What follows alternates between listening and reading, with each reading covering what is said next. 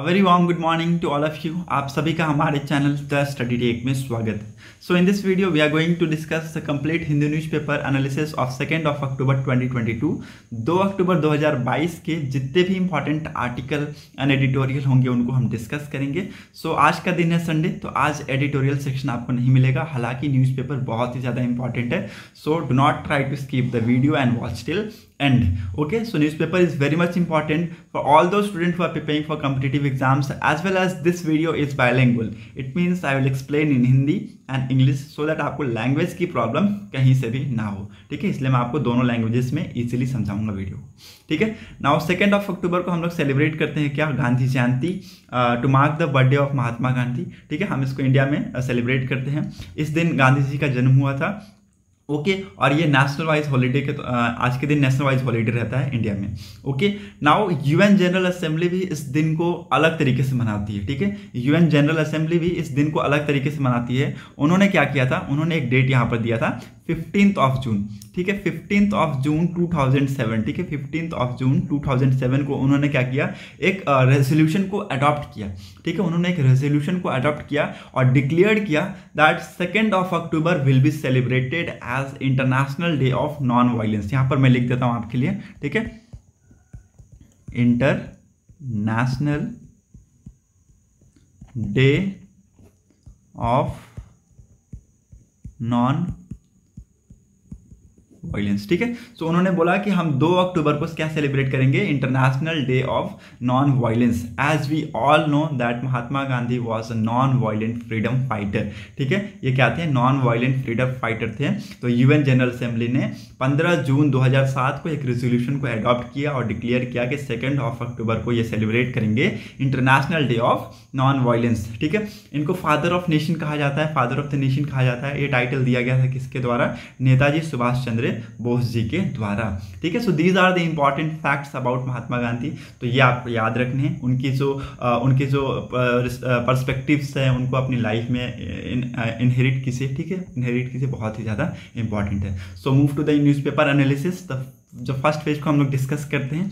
तो पहले पेज की जो इंपॉर्टेंट न्यूज़ है, आप सबको पता है कि सितंबर मंथ का जो जीएसटी कलेक्शन है ये बढ़ा है 26%। ठीक है, 26% बढ़ा है। हालांकि हम इंपोर्ट सेक्टर में भी राइज देखने को मिलेगा। ठीक है, आपको इंपोर्ट सेक्टर में भी राइज देखने को मिलेगा। जहां कंट्री कुछ सेक्टर्स में एक्सपोर्ट कर रही हैं वहां इंपोर्ट भी कर रही है। ठीक है, सो ये आपको यहाँ पर देखने को मिलेगा। ठीक है, प्राइम मिनिस्टर नरेंद्र मोदी जी ने लॉन्च किया है 5G सर्विस। ठीक है, 5G सर्विस कल के दिन।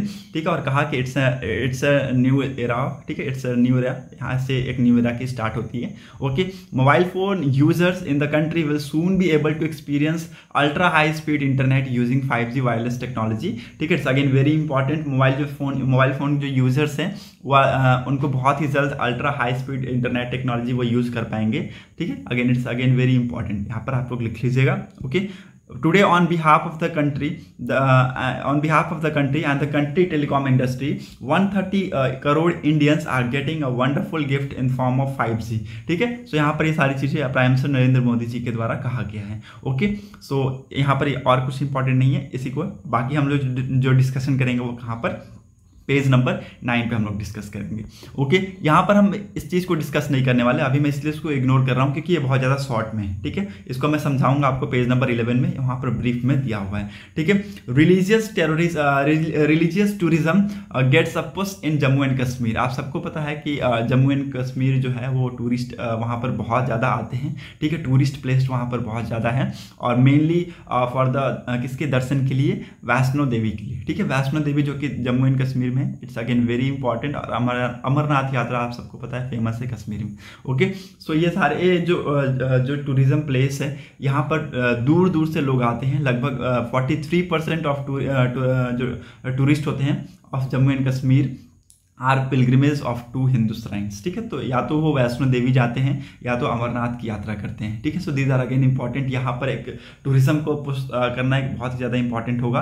क्यों इंपॉर्टेंट होगा, क्योंकि यहाँ पर जब टूरिस्ट आ रहे हैं तो एक ये अट्रैक्शन का केंद्र है। ठीक है, यहाँ से अट्रैक्शन का ये केंद्र है और यहाँ पर डेवलपमेंट देखने से बहुत कुछ आगे आने वाले टाइम में सुधार हो सकता है इन द फील्ड ऑफ टूरिज्म। ठीक है, सो रिलीजियस जो टूरिज्म है उसको एक पुश देने की ज़रूरत है, एंड जम्मू एंड कश्मीर। ठीक है, तो यहाँ पर जो है वो चीज़ सेंटर के द्वारा किया जा रहा है, यहाँ पर पुश किया जा रहा है, इस चीज़ को प्रमोट किया जा रहा है। ओके, सो एक बहुत ही ज़्यादा इंपॉर्टेंट चीज़ भी है। Okay, so move to the next important one. यहाँ पर और कुछ इंपॉर्टेंट नहीं है, गांधी जी के बारे में मैंने आपको सारी चीज़ें बता दी। Move to the next one, यहाँ पर भी कुछ इंपॉर्टेंट नहीं है। ठीक है, आज का दिन संडे है ना, तो एडिटोरियल रहता नहीं है, तो और कुछ इंपॉर्टेंट रहते भी नहीं है, बट हाँ पेपर में आर्टिकल्स बहुत इंपॉर्टेंट आए हुए हैं। Army expect to boost fire powers with induction of artillery gun. ठीक है, आर्टिलरी गन का इंडक्शन होने वाला है इन आर्मी, और army is expecting to boost its fire power. ठीक है, फायर पावर को वो बूस्ट करने की कोशिश करेंगे with the inherit of M777 ultra light howitzer. ठीक है, और कुछ धनुष, और यहाँ पर शतरंज भी मिलेंगे आप आर्मी को। ठीक है, K9 वज्रा हॉर्चर और advance towed artillery gun system यहाँ पर आर्मी को मिलने वाला है, आर्मी में ये इंडक्शन होने वाला है। ठीक है, सेकंड वेरी इंपॉर्टेंट, और ये जो सारी कॉन्ट्रैक्ट्स हैं ये सब कुछ कंप्लीट कर लिया जाएगा विद इन फ्यू ईयर्स। ठीक है, तो कुछ सालों में ये सारे कॉन्ट्रैक्ट्स को कंप्लीट कर लिया जाएगा। लगभग 145 गन का इंडक्शन होने वाला है इन आर्मीज। ठीक है, और ये M777 अंडरवे है। ठीक है, अगेन इट्स इंपॉर्टेंट कि आर्मी की जो इंपॉर्टेंस है उसकी बढ़ाने की कोशिश की जा रही है। ठीक है, उसको फिजिकली उसको स्ट्रांग करने की कोशिश की जा रही है। ठीक है, ताकि हम कैपेबल हो सके in the field areas. Okay, हाँ, now move to the next important one. यहाँ पर और कुछ इंपॉर्टेंट नहीं है। हाँ, यहाँ पर 6000 ट्री को इलीगली कट किया गया है for tiger safari project in Corbett reserve. ठीक है, जहाँ पर गवर्नमेंट ने ओनली अलाउ किया था 163 ट्रीज को कट करने के लिए, बट यहाँ पर इन्होंने कट कर दिया है 6000। तो यहाँ पर रिपोर्ट क्लेम किया जा रहा है, सारी चीज़ें रिपोर्ट बता रही है, FSI के द्वारा ये बताया गया है। ठीक है, FSI ने रिपोर्ट में ये सारी चीज़ें पब्लिश की है। अब यहाँ पर इनसे पूछताछ की जाएगी of course. Okay, India abstains on UN resolution condemning Russia's referendum. ठीक है, आप सबको पता है कि रशिया ने 4 रीजन में रेफरेंडम करवाया था, और ये किसके पक्ष में गया है, ये रशिया के पक्ष में गया है। तो अब UN रेजोल्यूशन तो होने वाला था, नाउ इंडिया अब्सटेन कर दिया वहाँ से। ठीक है, इंडिया समेत 3 और कंट्री है जिन्होंने अब्सटेन किया है। कौन कौन सी? ये है चाइना, ये है ब्राज़ील और गैबॉन। ठीक है, अगेन वेरी इंपॉर्टेंट, इंडिया समेत 3 और कंट्री है जिन्होंने क्या किया है, अब्सटेन किया है, that is China, Brazil and Gabon. ठीक है, ये होना ही था। यहाँ पर ऑफकोर्स यहाँ पर कुछ नहीं होने वाला था। यूएनएससी में क्या होने वाला था, एक ड्राफ्ट रेजोल्यूशन रखा गया regarding the referendum which is organised by Russia. ठीक है, रशिया के द्वारा जो रेफरेंडम ऑर्गेनाइज कराया गया इन द 4 रीजन, उसके बिहाफ में ये रखा गया था। ठीक है, बट यहाँ पर क्या किया, रशिया ने ही अपना वीटो यूज़ कर दिया। ठीक है, अब यहाँ पर क्या होगा, यहाँ पर अब जाएंगे वो UN जनरल असेंबली में। ठीक है, तो ये चीज़ें अब वहाँ पर होगी, UN काउंसिल में होगी। ठीक है, अब वहाँ पर हम देखेंगे, बट वहाँ पर क्या होगा, अब यहाँ पर एक चीज़ होगा, UN जनरल असेंबली हम यहाँ पर एक चीज देखेंगे कि रशिया के पास क्या रहेगा, वीटो पावर नहीं रहेगा। तो रशिया क्या करेगा, वीटो पावर का यूज यहाँ पर नहीं कर पाएगा। ठीक है, अब उसकी सपोर्ट में देखते हैं कितने कंट्रीज आते हैं और कितने कंट्रीज अब्सटेन करते हैं और कितने कंट्रीज इसके अगेंस्ट में खड़े होते हैं, ये भी यहाँ पर देखने की बात रहेगी। ओके, ना move to the next important one. ये इसकी मैं बात कर रहा था। ठीक है, फर्स्ट पेज में जो इसकी थी ना, इसकी बात कर रहा था।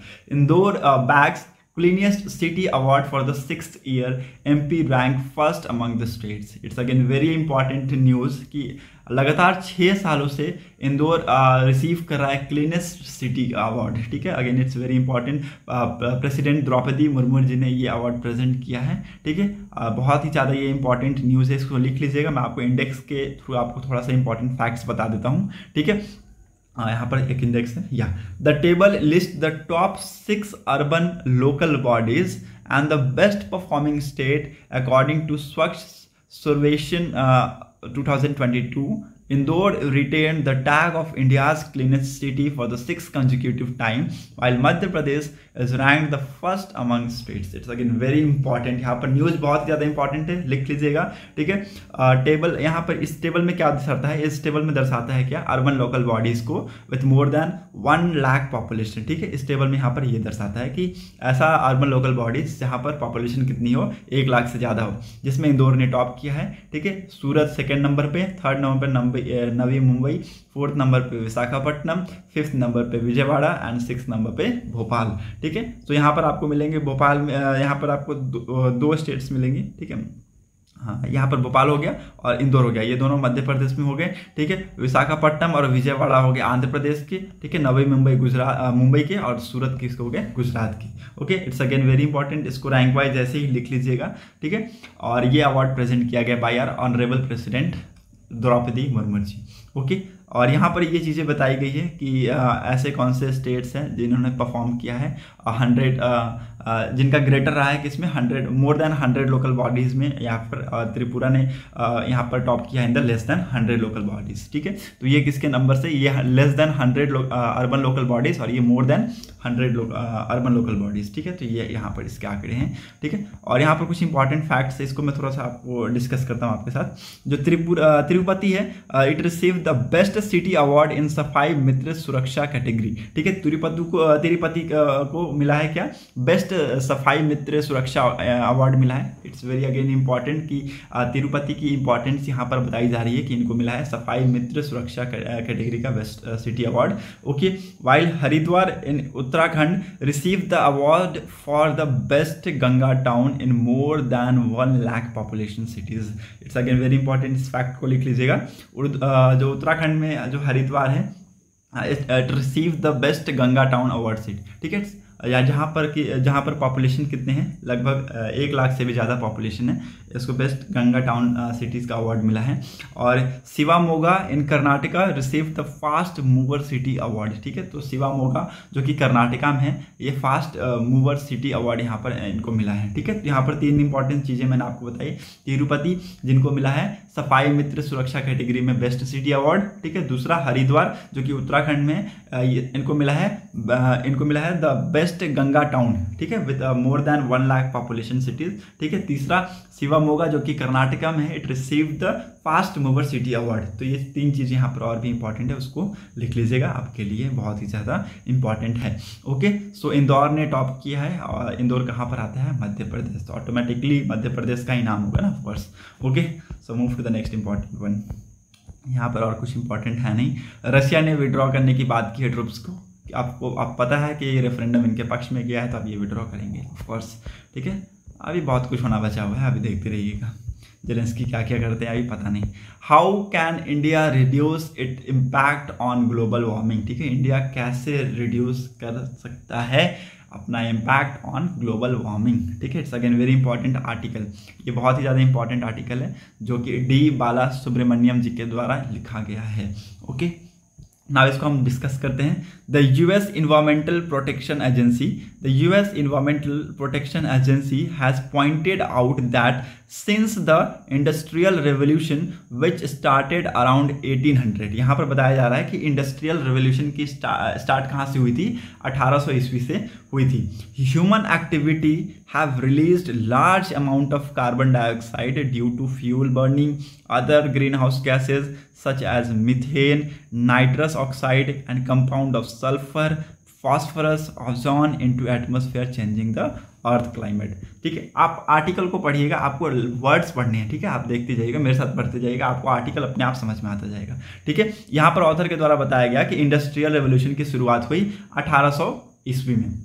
ओके, उसके बाद क्या हुआ, ह्यूमन एक्टिविटीज़ धीरे धीरे बढ़ती चली गई और ये कंट्रीब्यूट करने लग गए कार्बन डाइऑक्साइड। ठीक है, अब कार्बन डाइऑक्साइड कैसे कंट्रीब्यूट हुआ, due to burning of fuels. ठीक है, फ्यूल की जब बर्निंग हुई तो उससे क्या निकला, कार्बन डाइऑक्साइड निकला।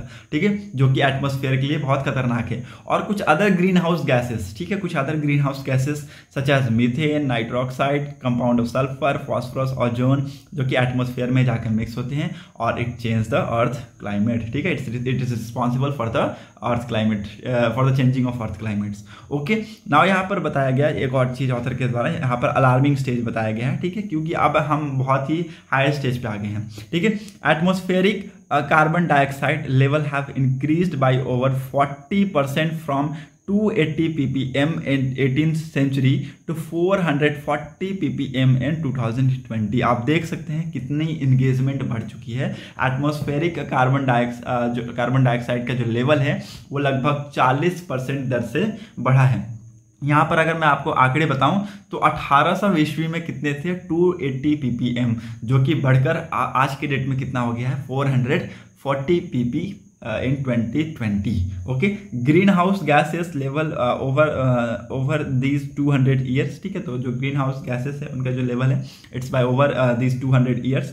India had 170 million people in 1800s. ठीक है, तो आज के डेट में अगर इंडिया की पॉपुलेशन की बात करूं तो आज की डेट में कितनी है 1.4 बिलियन. ठीक है, 1.4 या फिर बोल सकते हैं 140 करोड़ के आसपास इंडिया की पॉपुलेशन है. और उस टाइम पर कितना था 170 मिलियन पीपल थे उस टाइम पे. ठीक है, 18th सेंचुरी में ऑथर के द्वारा ये बात किया गया है.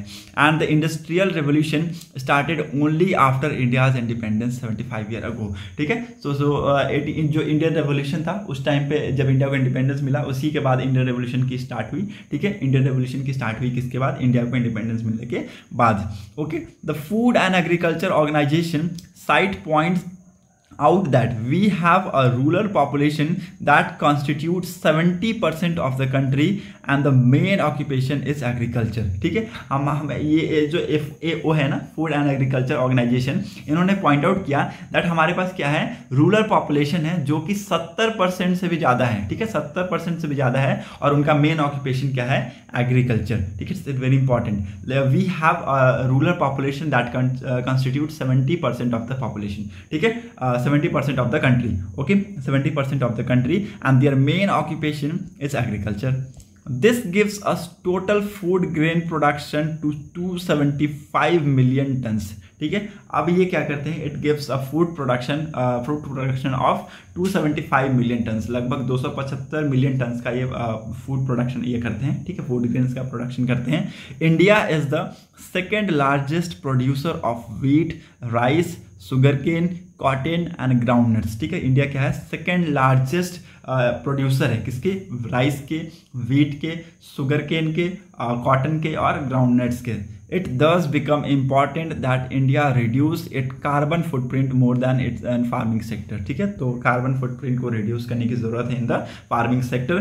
Farmers have come up with some admirable methods with the help of agricultural professionals by using solar panel in their field so that they can avoid diesel for the ground water pump. ठीक है, तो जो ground water pump के जो use करके जो irrigation करते थे उससे क्या होता था कार्बन डाइऑक्साइड निकलता था. अब क्या आज के रेट में हो जाए जो नए नए फार्मर्स हैं जिनका थोड़ा सा दिमाग खुल रहा है, ठीक है, वो क्या कर रहे हैं वो सोलर पैनल का यूज़ कर वो अपनी फील्ड में इस जो डीजल है उसको अवॉइड कर रहे हैं सो दैट यहाँ पर नेचर है उसको हार्म ना हो बाय द कार्बन डाइऑक्साइड.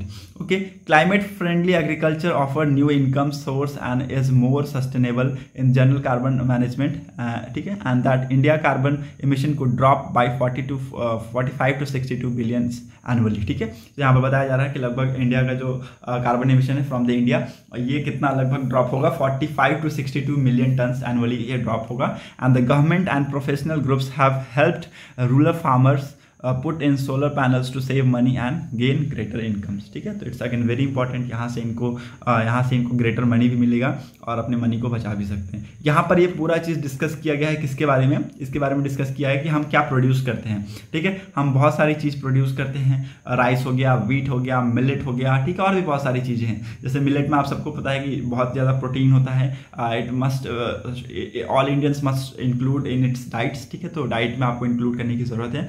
ठीक है, और Indian farmers were not only grow rice wheat but also produce various other food grains. ठीक है, जैसा कि मैंने आपको बताया कि मिलेट हो गया. ठीक है, जो इसको बाजरा कहा जाता है ना, कसावा हो गया, और भी बहुत सारी चीज़ को हम प्रोड्यूस करते हैं. ठीक है, तो ये यहाँ पर से लेकर यहाँ तक ये सारी चीज़ें बताई गई है. और यहाँ पर ये भी बताया गया कि healthier for us to add more millets in our diet beside rice and wheat. ठीक है, क्योंकि इसमें बहुत ज़्यादा प्रोटीन होता है. ये सारी चीज़ें यहाँ पर बताई गई है ऑथर के द्वारा. नाउ यहाँ पर जो नीचे है इसमें एक कॉमन गोल है, उसमें हम डिस्कशन क्या कर रहे हैं. India has about 20 to 39% vegetarian. ठीक है, लगभग इंडिया में कितने लगभग 20 से 40% के आसपास कितने हैं वेजिटेरियन हैं. और 70% जो पॉपुलेशन है वो क्या है नॉन वेजिटेरियन है, मतलब कि मीट ईटर है. ठीक है, मेनली चिकन, मटन, फिश, ये सारी चीज़ें. Okay, India with its many river has a vast coastline which is rich in fishes. ठीक है, तो इंडिया के पास बहुत सारे रिवर है और उसमें बहुत सारी कोस्ट लाइन है. वहाँ पर क्या होते हैं वो वहाँ पर फिशेस भी बहुत सारी होती हैं. ठीक है, and fishes have high nutritional value and help in reducing carbon footprints. ठीक है, तो जो फिशेस है वो क्या होती है, वो हाई न्यूट्रिशनल वैल्यू होती है and that helps in carbon footprint. Okay, thus with farmer, meat seller and fisherman each contributing to India in reducing our carbon footprints with we can hope to be explanatory Nations for the EPA। ठीक है, जो farmer हो गए, meet seller हो गए, fisherman's हो गए, ये क्या कर रहे हैं, इंडिया के कार्बन जो इंडिया का जो कार्बन रिडक्शन में जो हेल्प कर रहे हैं। ठीक है, ये इंडिया का जो कार्बन रिडक्शन है उसमें हेल्प कर रहे हैं। ठीक है, अगेन इट्स वेरी इंपॉर्टेंट, इनका कंट्रीब्यूशन बहुत ही ज़्यादा इंपॉर्टेंट है to reduce our carbon footprints. ठीक है, इनका कंट्रीब्यूशन बहुत ज़्यादा इंपॉर्टेंट है, ये इंपॉर्टेंट कंट्रीब्यूशन है for the carbon footprints to reduce our carbon footprints. Okay, so ये आर्टिकल पूरा आपको समझ में आ गया होगा होप, और नहीं समझ में आया होगा then please let me know in comment section में आप मुझे बताएं। ठीक है, यहाँ पर मेनली ऑथर के द्वारा यही कहा जा रहा है कि जो एग्रीकल्चर जो कि बहुत ही ज़्यादा इंपॉर्टेंट है, और आज की डेट में हमारी कंट्री में एग्रीकल्चर पर ही सारी चीज़ें चल रही है। ठीक है, हम बहुत ही ज़्यादा अमाउंट में जो ग्रेन्स है उसको प्रोड्यूस करते हैं, तो क्यों ना हम एग्रीकल्चर सेक्टर को एडवांस कर दें। ठीक है, जहाँ से कार्बन इमिशन सबसे ज़्यादा प्रोड्यूस हो रहे हैं उसको हम कम करने की कोशिश करें। ठीक है, आज की डेट में गवर्नमेंट के द्वारा EVs भी लाए जा रहे हैं, इलेक्ट्रिक व्हीकल्स, सो डैट आप जो EV का यूज़ करके गवर्नमेंट के जो प्लान्स है उसमें कुछ कंट्रीब्यूट्स करें। ओके, और ना केवल सिर्फ इनके द्वारा बल्कि फिशरमैन हो गए, ठीक है, मीट सेलर हो गए, इनके द्वारा भी कंट्रीब्यूशन करने की बात की गई है कि इनका भी रोल बहुत ही ज़्यादा इंपॉर्टेंट होगा to reduce carbon footprints. Okay, it's again very important. So conclusion में यही था और कुछ इंपॉर्टेंट नहीं था। ओके, ये PA5 के रिगार्डिंग था जो कि मैंने आपको पहले ही बता दिया है। Now move to the next important one. यहाँ पर और भी कुछ इंपॉर्टेंट है नहीं। ओके, यहाँ पर भी कुछ इंपॉर्टेंट है नहीं। So that set for today's video analysis. आज कुछ इतना इंपॉर्टेंट नहीं था, जो भी इंपॉर्टेंट चीज़ें थी वो ऊपर ही थी। सो मैंने आपको होप इजीली समझा पाया हूँ। ओके, सो अगर आपको वीडियो अच्छा लगता है देन प्लीज़ वीडियो को लाइक, शेयर एंड सब्सक्राइब जरूर कर दीजिएगा। And thanks for watching our video and thank you, have a nice day.